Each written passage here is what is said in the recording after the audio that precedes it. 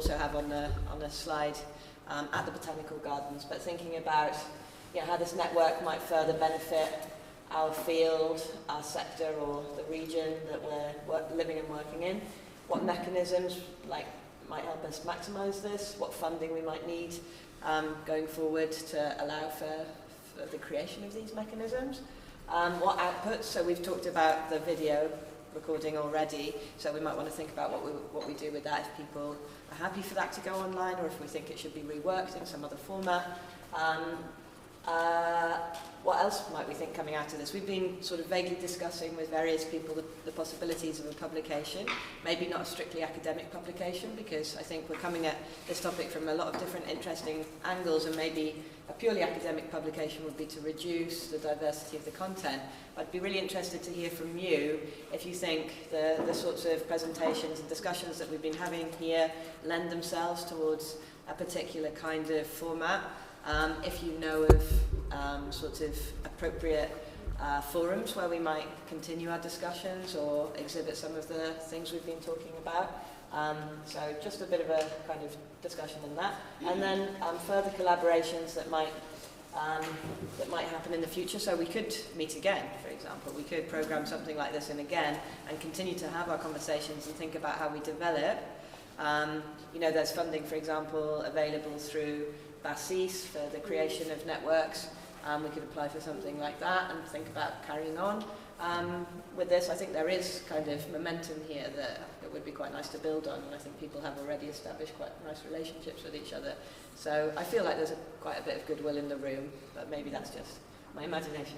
And then just a last question, which Darya told me that she didn't understand. So I was just wondering whether maybe clusters have emerged within the groups that you formed. Maybe people have already kind of solidified kind of contacts with each other. If there are obvious synergies, we could think about perhaps a network with strands that would have kind of particular clusters that we might each be responsible for taking forward. So these are just some things I want you to think about as we do the 15-minute walk to to the Botanical Gardens. And then when we're there after the mentoring meetings, when we're probably all going to be exhausted, I want you to summon up your reserves of energy so that we can talk about some of that. Okay, so that's that.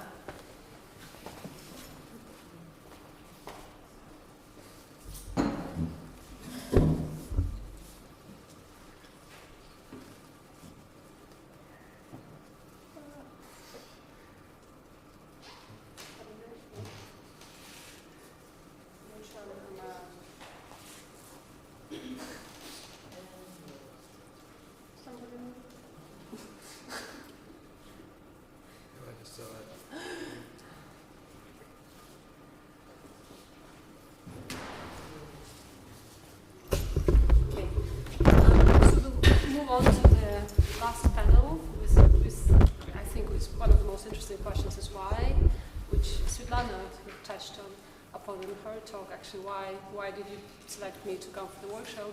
Which I think the question is also we could ask, why I'm engaging with this work, and hopefully we'll look at some of the reflections. And we have Isobel, a lecturer in Russian studies at Birmingham, who's working on modernist Russian poetry. And at the moment is also kind of exploring an urban humanities project and planning for it. We have Clemens Poole, who is an artist and curator with Visualise platform for cultural initiatives in Kyiv, Ukraine. And the project he's going to be talking about is Hurtobus, a community culture bus. And we have Kirill Repin, who's working for the European University in Lina in Germany, and who's a coordinator several years in a row of a summer school at Lina. So yes, we'll start with Isobel, and I'll keep the time. Hopefully I won't take too long. So as Darya said, I work on poetry, which I guess I also have the same question as Galina when I first received the invitation for this, because poetry, and I feel really conscious of this in my work, is such a kind of can potentially be such a activity, right, or there are certain affordances, to use your own kind of term, right, that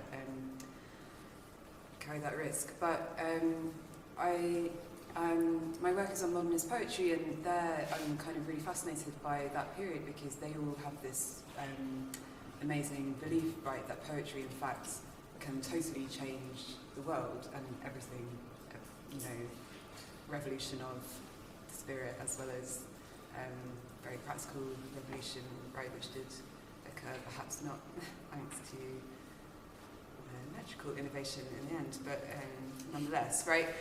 So, and then my other interest is I've done various bits of work with Global Urban Humanities. It's a kind of initiative that was running when I was in graduate school, and there the interest is really asking kind of how can humanities come into a really meaningful dialogue with various kinds of urban policymakers, so that it's more than a sort of token performance of a poem on a street corner, right? And actually there's a dialogue that emerges that's really productive for people on both sides. So that's where the sort of direction I'm headed in at the moment. As you'll hear, my thoughts remain extremely abstract, but because the prompt for this, right, asks us to visualise structures of power, and so here I am in a very kind of vague way visualising them. On the right is obviously a poem, and on the left is a map. And I think that, so I purposely didn't put the name or anything of the poem, because in a way I just want to look at it as a visual object, right? There are various structures of power that it kind of conveys, I think, especially in the classroom, right, where it's in Russian, and for students that's the kind of barrier of sort, right, and I'm kind of asking them to do various things with it that they are maybe intimidated by. A city is much more obvious, perhaps, place where there are a lot of different actors, right, vying for control of what's going on there in various ways, right, whether it's policymakers or people who live in the city, or I don't know, like businessmen or people coming from outside the city to try and kind of make changes, right? I think, so the thing I want to kind of dwell on here is the both the contrast between these two things and also the things they have in common. So in some sense, right, the poem represents me, the individual researcher, and the city is like the public that I'm trying to engage with or something, right? So poetry in a way is this kind of like the epitome of the ivory tower syndrome, especially modernist poetry, which is often comes with all these sort of elitist things attached to it, and kind of embodies and perpetuates, I think, a range of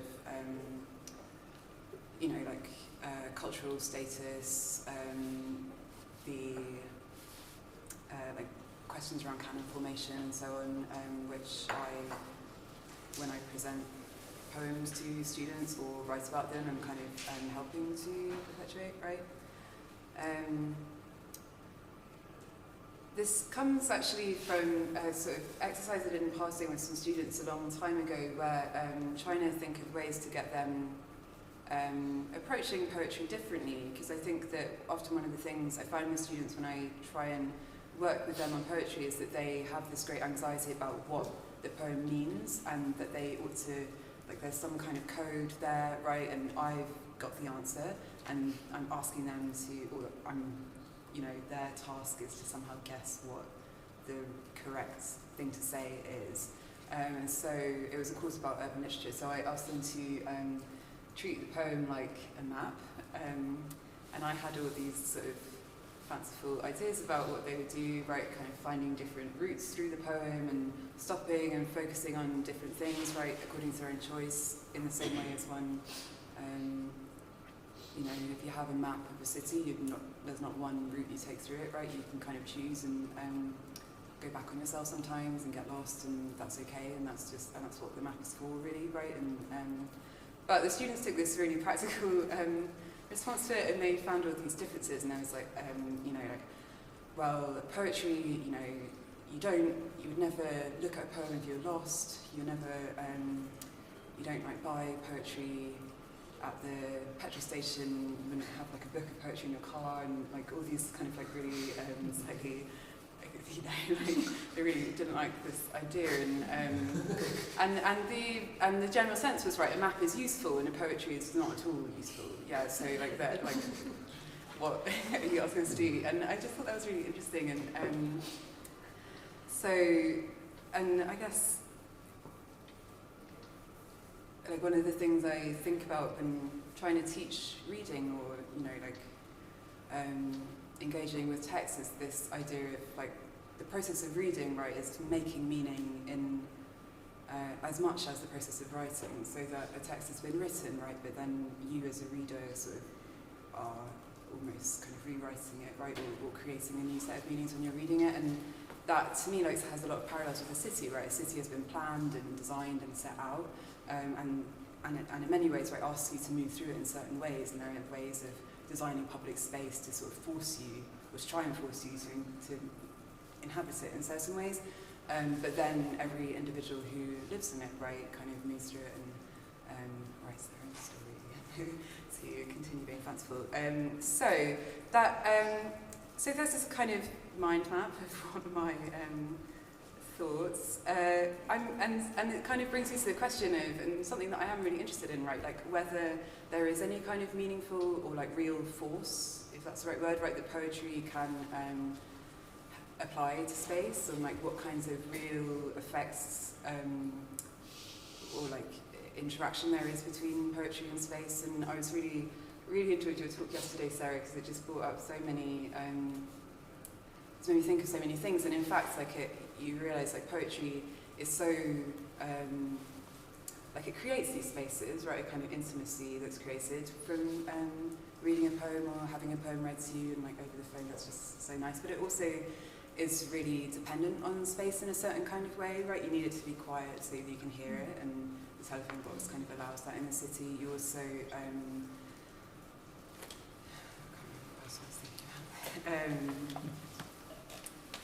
you need, as you mentioned yesterday as well, Sarah, actually, right, you have to have a kind of amount of time and ability to stop and engage with it in a sort of slow way, which isn't necessarily always the case in the city. Then another thing I've been thinking about, partly because some of the poets I've been reading about, they're talking about reciting poetry as a sort of healthful activity, right? And it's a way to wash out your lungs and kind of a medicine, yeah. But thinking about that in the context of city, right? In fact, especially so I live in Birmingham now, which is a really, really car-centric city, and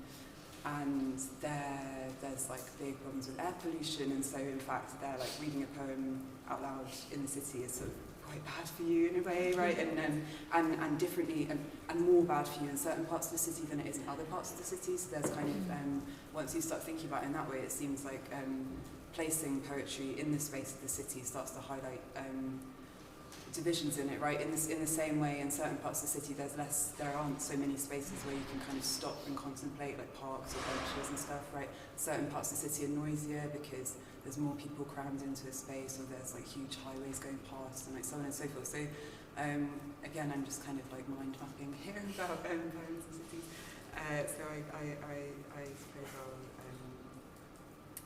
probably stop, yes, but essentially, so why am I here?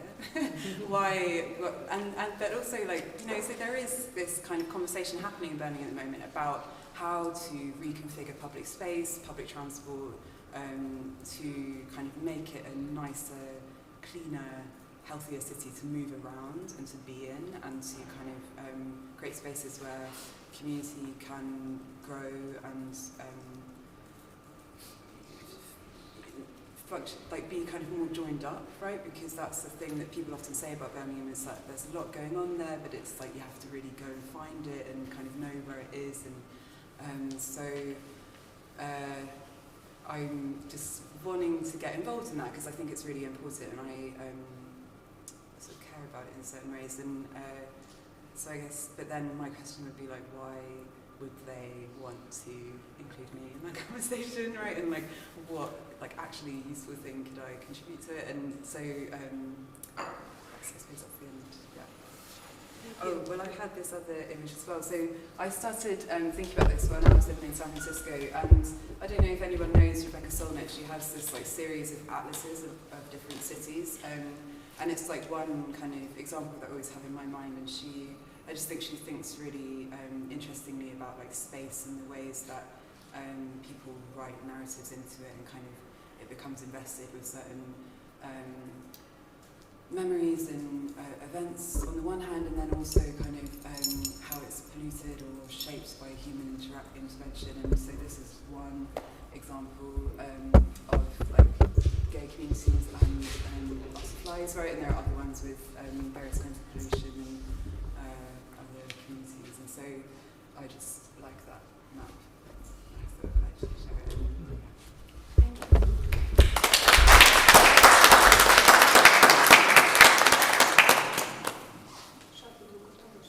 Sure. Yeah. Would you like to say something about it? Well, I put the first slide and I'll have to kind of intro it, I guess, and then show this video.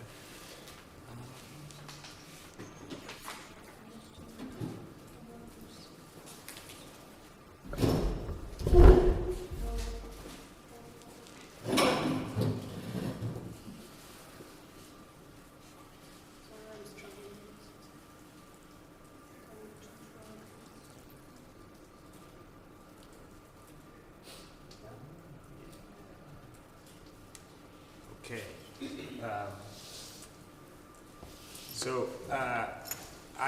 My name's Clemens, as I think most everyone knows, I don't know. But I work for a foundation in Kiev called Isobel. Isobel was started in Donetsk in 2010 in an old insulation factory. And then in 2014 they were occupied during the hostilities in that region. That's actually coincidentally when I started to work with them. And so a lot of Isobel's programming and most of the work I've done with them has subsequently focused on themes of placelessness, occupation, temporariness. And as we've kind of been discussing, a lot of these things are really enticing for artistic practice, but they also are problematic.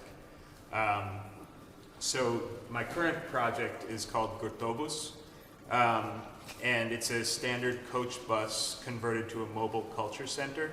And I work with a rotating team of young artists and creative practitioners to organize events in small towns around Ukraine. We collaborate with each location by finding a local organization. We issued an open call last winter and got about 150 responses. And then we kind of went through them and mapped out our path through the country. And sometimes these local organizations are just a group of people who took over the defunct Dom Kultur, or House of Culture. I guess a lot of you know this, but in the post-Soviet space, this idea of the House of Culture is really common, and it exists in even the smallest town. There will be a building that's devoted to culture, and most of those are not in use anymore in these really small places, so sometimes community activists take them over, and a lot of people like that responded to our open call, and so we collaborate with them. There's also local NGOs that have some kind of specific agenda for their programming. And in all cases, we try and work with the local organization to provide programming that adapts to the context. We have a core program, but then we also try and bring in things that they might be interested in, or things that collaborate directly with this local organization or the community. So I can show you. Between the end of July and mid-October of last year, we conducted 24 events in 14 oblasts. Some of these, so during each of these events, we conduct up to 10 concurrent projects that sometimes are all happening at the same time. Some of these are specific, like an artist workshop or screening, while others are more ambient, like an exhibition or a music program.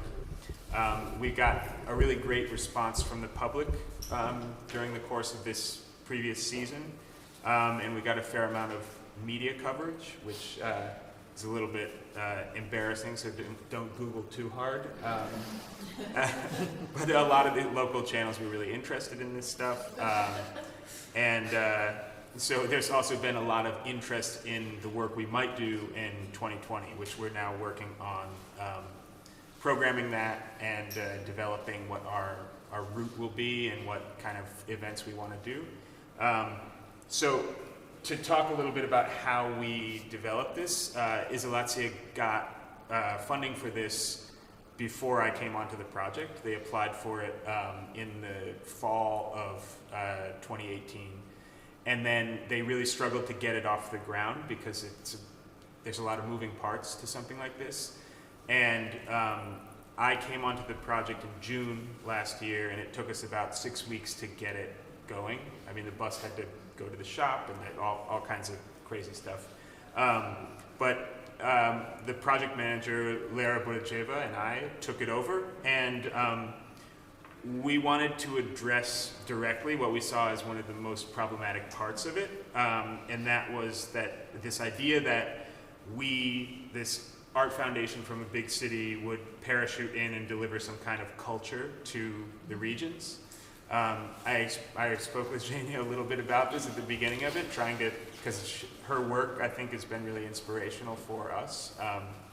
And so we decided that the best way to approach this problem within the limitations of the project was to conceptualize each part of the program as asking a question rather than providing an answer. So although we haven't always been successful with this, it's been a helpful structural guide to how we develop programs. And I personally think we've had really interesting results. So part of this also has been, one of the ways that we ask this question is we set up programs that, we use the term like reframing these things that people consider culture. Because if you go into small towns in Ukraine, at least in our experience, and you talk to people about culture, it's immediately evocative of something very specific, which is like vyshyvanka and like making piroshki and like all of this kind of stuff. And we actually have to interact with quite a bit of that from the local partners, which I don't think is a bad thing, because it allows us to have this conversation about why is that what comes to mind when you think about culture. And because our programs are set up to change the frame that people look at these things with, all things are valid.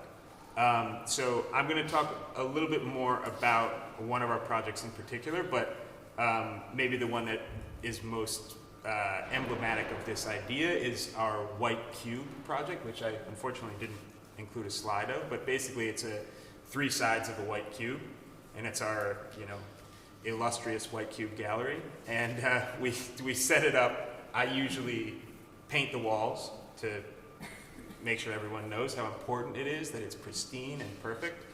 And then just grab someone and say, like, do you want to curate the exhibition today? Like, are you interested? And we kind of draw in this conversation where we end up having somebody arrange objects in the space, talk about their curatorial or artistic intent. And this project was interesting because it was kind of difficult to start, to figure out how to get people engaged with it. But once we figured out a couple of these tricks, like painting it, people got really into it. And we have some really amazing exhibitions that happened in this white cube. So that's kind of one example of how we do it. I decided to not be very academic because everybody's so academic, and I don't feel like I can fully do that. But I decided to show a video because it shows, I think, the energy of what we're doing.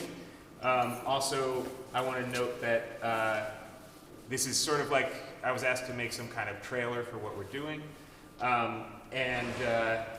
This music is from a compilation that was issued by a group called Lugansk Contemporary Diaspora. They do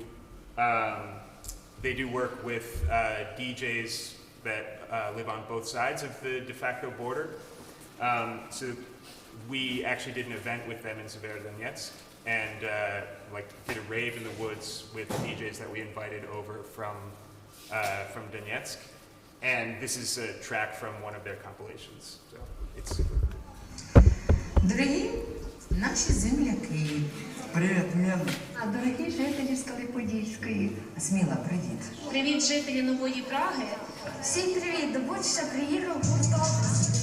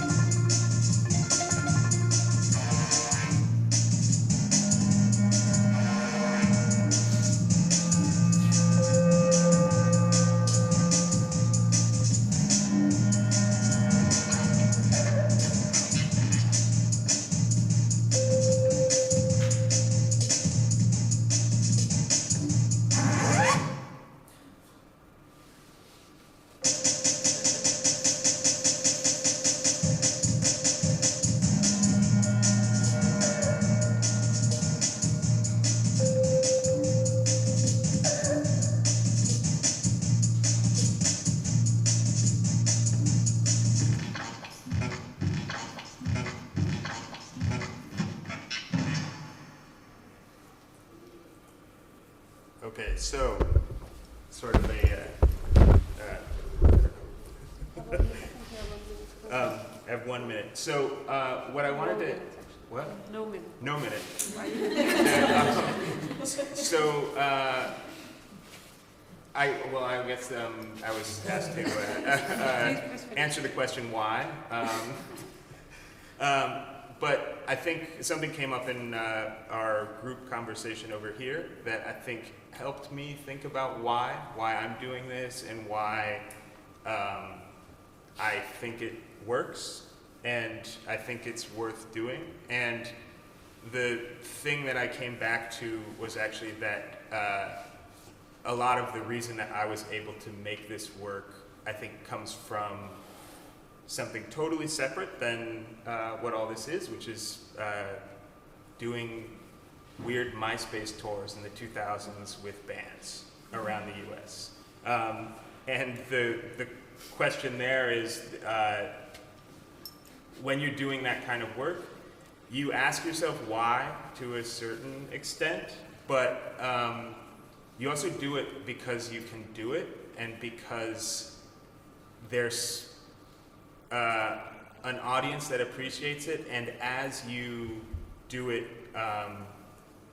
we talked about this in the group, but I feel like this punk rock aesthetic, or this punk rock ethic, expands the way that people think about what can be done with what they have, and that's how we approached all of our programs. Everything is there's nothing that's like expensive or anything. It's like stuff that you can do yourself. And that was the guiding principle for developing the programs. And so the why, I think, is maybe problematic, because what I think expanding this space of possibility is different than what maybe people need. But that's why I came to it, and I think why the project has been effective. And I'd be happy to hear about all the reasons why you think that's problematic, but yeah, that's Why not? where I'm at. Thank you.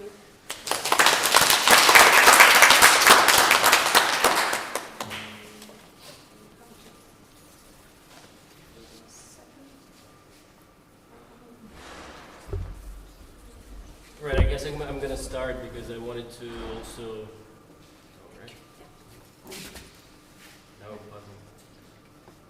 I wanted to say that in the previous session, I overheard that some people were expecting quite high, were investing quite high expectations into this panel to actually, get to know why we gathered here. And I'm afraid that I think I'm gonna let down the honorable public here a little bit. And at the same time, it's too late to jump off this wagon. Hopefully not too late that we were talking about in the previous session when somebody had to die, but still. So I also wanted to make sort of a disclaimer that I'm not involved in any academic research. I'm also only involved in some, I don't know, kind of whatever you call it, cultural activism by proxy. And I feel like you guys have a lot more experience than I do. And that's why perhaps I decided to hide myself behind certain theoretical considerations here. But before that, I wanted to mention what kind of project I'm involved in. And this is what we call Transsectoral Summer School Voiceless, which takes place at the end of August for 2 weeks at European University Viadrina in Frankfurt Oder, which is directly on the border with Poland. And I've been working with this summer school for 3 years. Every year, the topic is changing. For instance, in 2017, the main topic was borders and borderland experiences. Afterwards, it was conflict and peace building. Last year, we were talking about post-socialist city. So we're constantly trying to kind of reframe it. And one of the crucial features of the school is its what we call transsectoral character. Perhaps this is something that is only relevant for our institutional context. But our initial impulse was to try to escape this sterile academic environment in order to engage also people from the field, so to say, people who are involved in activism, cultural activism. We invite also artists. Sometimes some decision makers even happen to get involved. For instance, we had some representatives from the German governmental bodies. Last year we had a panel discussion with the local mayor, the president of the university, and the head of the local museum about the way local institutions interact. So that was our initial urge to kind of mix different target groups and encourage a certain transsectoral dialogue. For that, I guess it was always necessary to emphasize the fact that for us the summer school is a space of experimentation. So of course it kind of clashes with a certain understanding of what university activities should look like, but at the same time it seems that we managed to somehow legitimize ourselves for at least some time within this environment. In order to induce this dialogue between people from different spheres of action, we always try to experiment with different formats, having classical seminars and lectures, but also skills-oriented workshops, like, for instance, conflict mediation, project-oriented workshops, whereby our participants can explore the local environment and different topics with the help of artistic, documentary, movie-making, media, and scientific tools. So throughout these 2 weeks, people can participate in one of the workshops to develop their own small ideas, perhaps pick up on the things that they used to do but then could no longer continue doing, or experiment with new things. And last year we also really clearly understood that in order to drive these different vectors together, we had to somehow unite them in a final accord at the end of the school, which ended up being an exhibition at the local museum, where people our participants assembled a really great exhibition related to the topic of the city. Also a very important question for us is the commutation of results, but I have to confess that we didn't go much further than simply sticking to the idea of publishing them on the blog. So if you're interested, you can find them at viadrinikum.blog. And also we're trying now to create a catalog of the exhibition that we had. So where is public engagement in this kind of a project? On the one hand, I think it is there by virtue of us trying to collaborate with the local institutions, not only the university, but also local artists, people working with community building, different non-universitarian educational actors, representatives of local decision-making bodies. So we're trying to, again, to expand our kind of domain every year further and further. Also, I guess public engagement is there by proxy of our participants who interact on the one hand with the local community in Frankfurt and Słubice, which is the Polish town on the other side of the Oder River, and hopefully also, on the other hand, in their own local context, where they can try to make the experience that they acquired during the Adrinicum, try to make it applicable in the, with regard to things that they are doing, in order to, I don't know, induce a certain multiplier effect, I guess. Departing from that, and as I already mentioned, try to compensate for the lack of direct experience with public engagement projects. I tried to experiment with the visualization, something that we were encouraged to do. I also have to confess that I consider myself to be quite an idiot what concerns visualization and visibility, not visibility, but the visual culture sort of perception. So I decided to get back to basics and try to somehow read in certain metaphors in these geometric figures that you got over there. But before that, I wanted also to reflect a little bit on the power relations that we were encouraged to discuss and where these power relations are traceable in the project where I'm involved. So in the first place, I guess, and also when I'm going to be talking about these things, I have to say that it's only based on my own experience within this project, and whenever I'm going to be using the word we, I'm going to mean myself and a colleague of mine who are in charge of the summer school. So I clearly realize that we are involved in a certain process of redistribution of knowledge and identities as well, also being somehow active in the construction of certain subjectivities, including our own subjectivities as well. And those processes, those practices are inevitably enmeshed in power structures.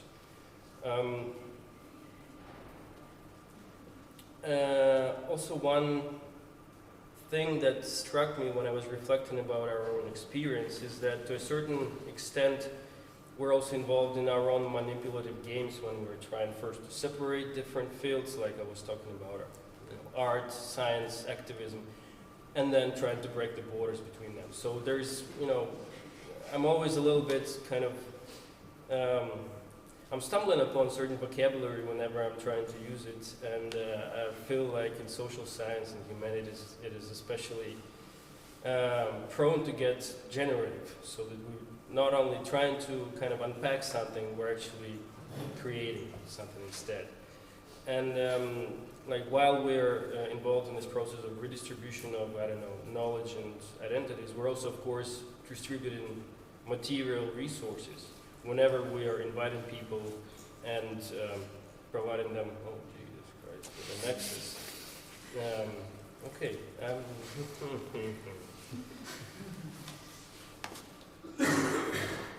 Okay, directly to the figures then. The first thing, pyramid. Pyramid of knowledge. So what I find a little bit limited, acting in a university context, is this idea of parsimony, where you have to find a way to explain the most difficult things with the smallest amount of words, which is something that you need time for, and not everybody has the time for that. There's pyramid of knowledge where you can start with data, information, knowledge, and you can add wisdom, whatever.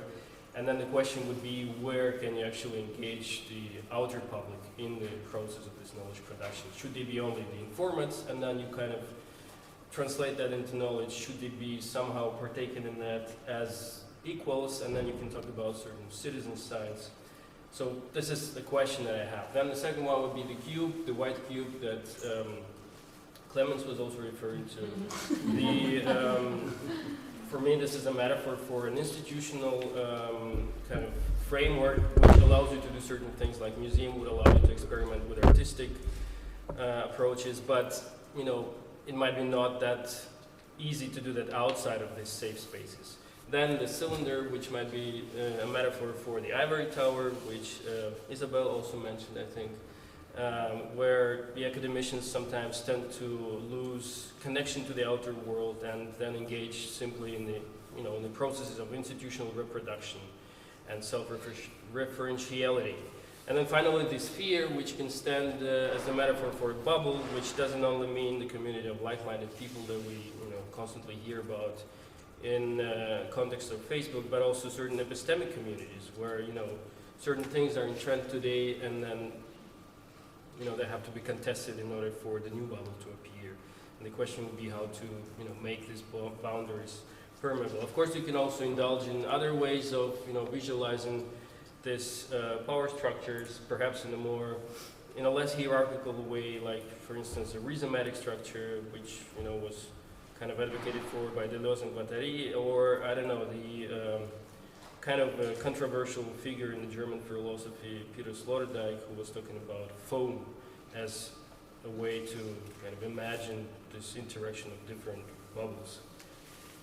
And then finally the question why, if you allow me. I promise this is really the shortest part, so to say. So, as if it wasn't enough, you were mentioning in the description of our panel two things: broadening understanding and stimulating creativity. So if it wasn't enough, I decided to add another thing: expanding the boundaries, another sort of like a placeholder, which doesn't explain much. But you know, in the context of this visualization, I thought that might be somehow applicable. And the why. I don't know. There are several things that I thought I could share, but none of them kind of exhausts the whole possibility of that. First of all, I guess for me it is important to search for commonalities. So whenever I'm engaged in certain in the initiatives that aim to engage with the wider public, for me it's important to kind of establish a certain platform in which our commonalities can become clearer. Then, of course, it's an exercise of imagination for having things differently.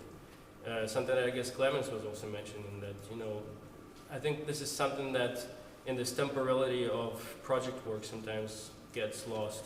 Then another thing that I find fascinating is this metaphor of vanishing mediator, where the curator, academician, the coordinator of the project could be someone who could sort of become, you know, a mediator for the wider public into a different kind of perception of the world. And then something that I also find really important is the conflictual dimension of engagement. Making a reference to the talk of Cayenne, I was once listening to Richard Sennett, and he apparently was at a certain point of his life deciding between becoming a professional musician or a sociologist, and he was talking about the resistance of the instrument. So for him, the actual art of playing music was about overcoming this resistance of an instrument. And I think that this traction between us and the wider public could also be quite a productive force. Thank you.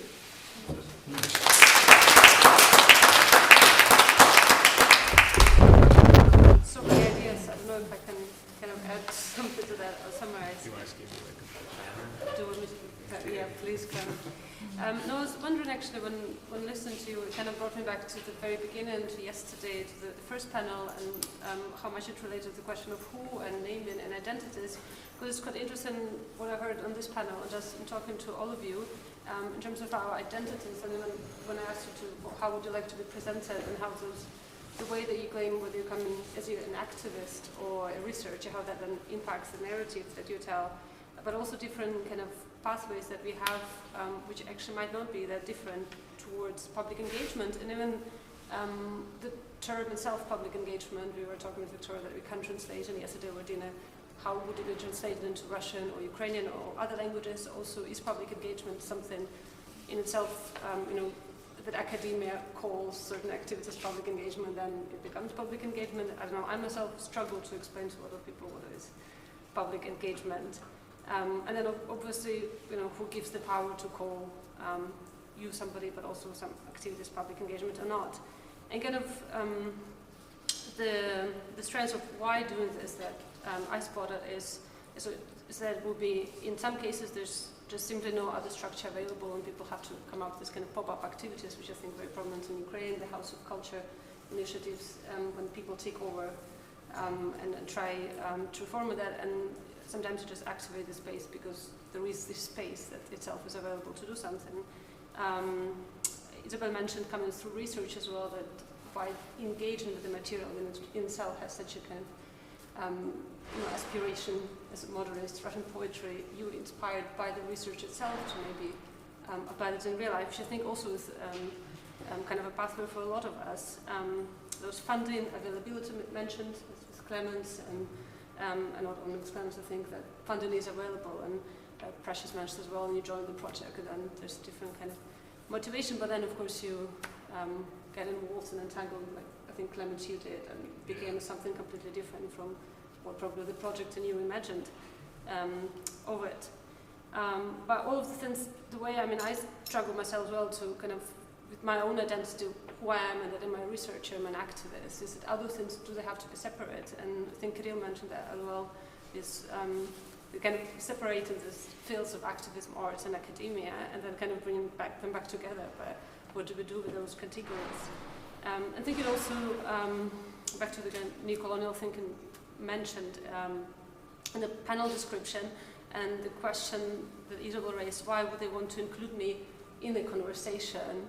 Why and why not? And quite interestingly, I'm thinking also we talking of tangible and intangible impact, also in a way of kind of the physical presence of all these interventions. So whether you read poetry in the streets, you go there and this is your body present, and then this is where I think you come in contact with the reality which welcomes you or not. So we kind of think of, and talk a lot about planning the projects, but then the agency of the either participants or environment, or human, non-human participants responding to us is so strong. So whether they would be trying to recite poetry in the street, or as Clemens, the physical interventions with the bus coming into the city. It's an event by itself.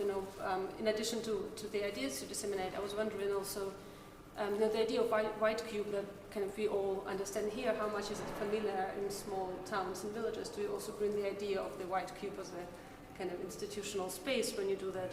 In the same case with Viadrinicum, when you go and then implement the projects, we also intervene in the city just by being present there and being, majority of us foreigners. So I was kind of wondering of that element of physical presence.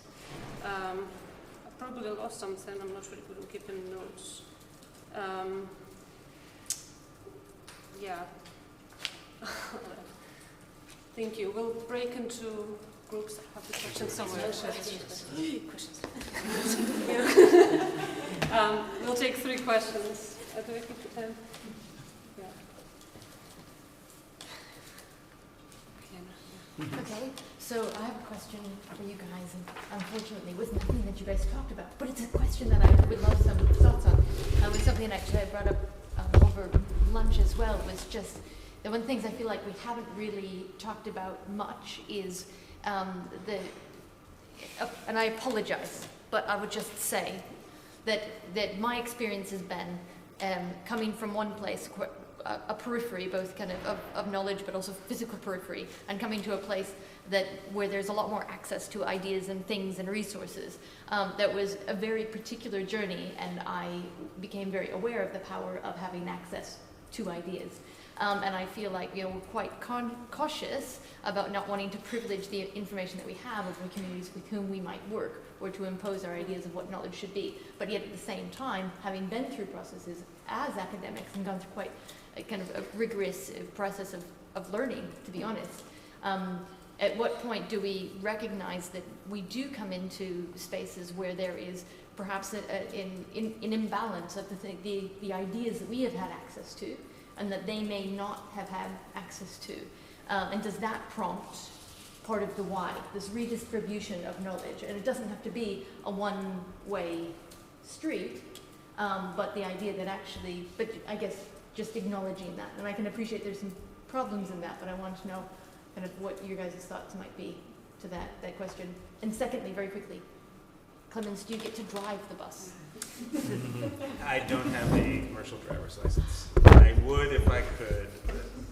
Can we take 2 questions?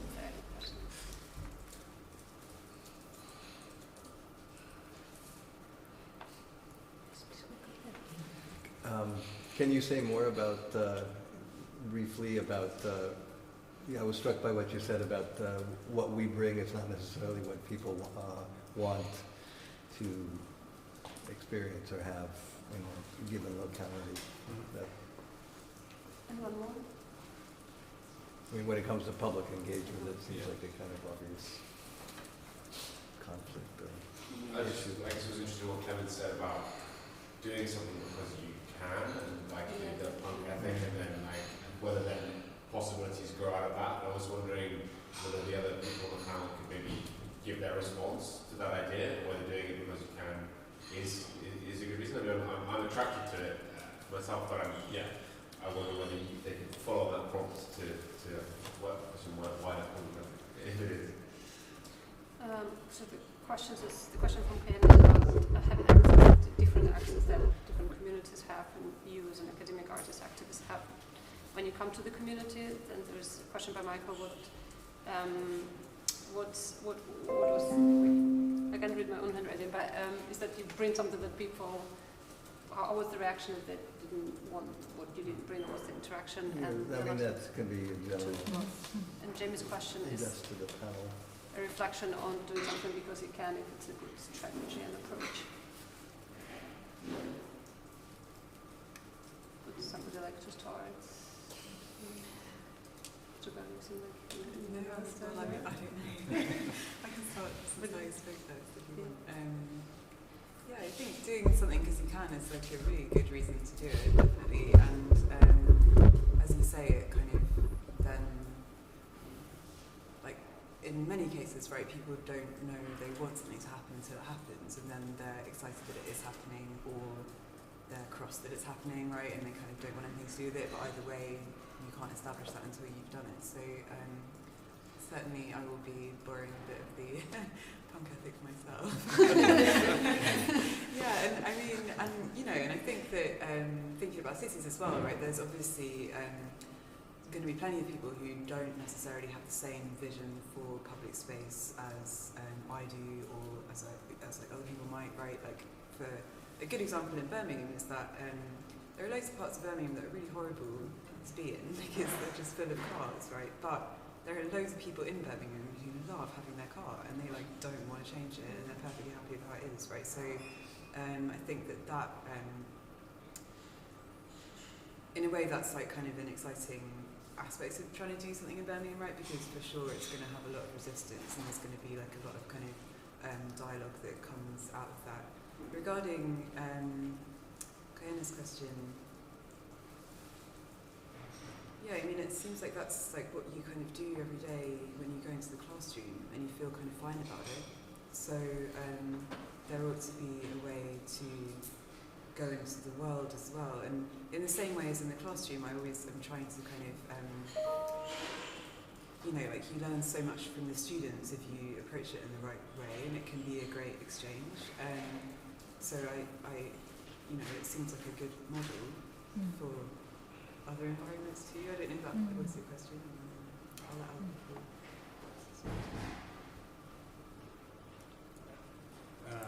I guess I can say a couple things about these.